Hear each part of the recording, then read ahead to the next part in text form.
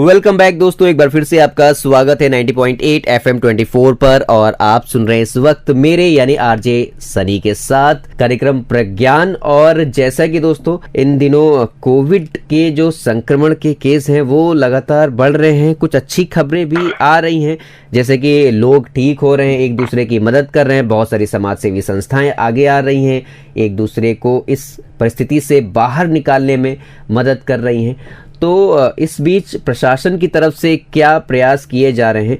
अभी इस वक्त हमारे साथ SHO किशनगढ़ बास गौरव प्रधान जी जुड़ चुके हैं। सर, आपका स्वागत है 90.8 FM 24 पर। जी, थैंक यू सर, अगर हम इन दिनों के जो हालात हैं वो देखें तो इन दिनों सख्ती की बेहद ज़रूरत है। और जैसे कि संपूर्ण लॉकडाउन लगा हुआ है, तो इसकी पालना के लिए आप किस तरीके के प्रयत्न कर रहे हैं? देखिए, हमारा प्रयास तो यही है कि पब्लिक खुद ये समझे कि जो लॉकडाउन जो सरकार ने जो प्रायोजित किया हुआ है ये लोगों की भलाई के लिए किया हुआ है। लेकिन फिर भी जो कुछ लोग समझ नहीं रहे हैं उसके लिए थोड़ी सी सख्ती की गई है। मार्केट का टाइम डिसाइड किया हुआ है, वीक में 3 दिन मार्केट खोलने का आदेश दिया हुआ सरकार ने जी।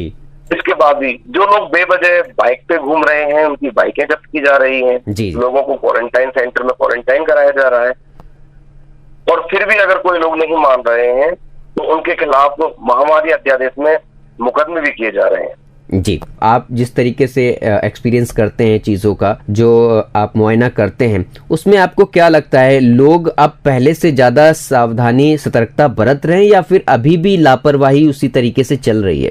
देखो, ये जो दूसरे चरण का जो कोरोना है, शुरुआत में लोग थोड़ा सा इसको हल्के में ले रहे थे जी जी।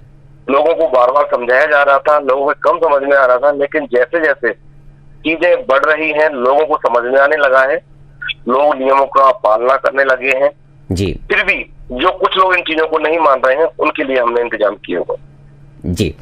तो बहुत अच्छी बात है। और साथ ही जैसे कि आज ईद का पर्व है, तो ईद के पर्व पे जैसे कि सरकार ने गाइडलाइंस जारी कर रखी हैं कि बहुत ज़्यादा लोग एक मस्जिद में नमाज वगैरह ना अदा करें। तो आप किस तरीके से लोगों को क्या संदेश देना चाहेंगे और क्या कहना चाहेंगे अपनी ओर से? देखो, जिला कलेक्टर अलवर ने ये आदेश दिया था कि ईदगाह में, मस्जिद में और मदरसों में कोई नमाज नहीं होगी। लोग अपने घरों में शांतिपूर्वक, प्यार प्रेम से, सौहार्द पूर्वक नमाज अदा करें और अपना जो ईद का त्योहार है वो प्रेम से और आपसी सौहार्द से मनाएं जी। इसके लिए हमने जो अपने ग्रामीण एरिया में सरपंच हैं, मौलवी हैं, इमाम हैं, उनकी समझाइश की गई। और मुझे बड़ी खुशी है, इन लोगों ने हमारा बड़ा अच्छे स्तर से हमारा उसका सम्मान किया सरकार के आदेशों को, और बड़े प्यार प्रेम से किसी भी मस्जिद में, ईदगाह में नमाज अदा नहीं की। लोगों ने बड़े सौहार्दपूर्वक अपने घर पे ही नमाज अदा करके इस त्योहार को मनाया है जी।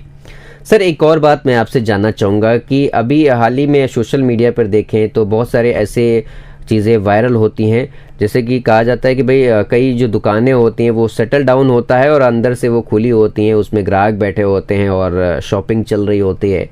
तो इस तरीके की बातें क्या अपने इस क्षेत्र में भी कहीं नज़र आई या कहीं आपने इस तरीके से छापामारी वगैरह की दुकानों के ऊपर? देखो, इस तरीके की कई छोटी छोटी सूचनाएं हमें मिली भी हैं, मौके पे गए हैं। 1-2 बार हमने दुकानदारों को समझाइश की गई है कि वो कुछ छोटे आर्थिक लाभ के लिए खुद के साथ जी और अपने परिवार के साथ धोखा कर रहे हैं जी। कहीं ऐसा ना हो इस छोटे से लाभ के लिए और वो अपने परिवार को, अपने मिलने वालों के कुछ साथ छोड़ दें। तो लोगों ने शुरुआत में थोड़ा सा इसको हल्के में लिया था, अब लोग काफी समझ रहे हैं और ये चीजें काफी कम हो रही हैं। फिर भी हमें अगर कोई सूचना मिलती है तो हम उससे कार्रवाई करते हैं जी। सर, आपका बहुत बहुत धन्यवाद हमसे जुड़ने के लिए, और आपने जो जानकारियां दी और लोगों से जो अपील की, आपका बहुत बहुत धन्यवाद FM 24 की ओर से।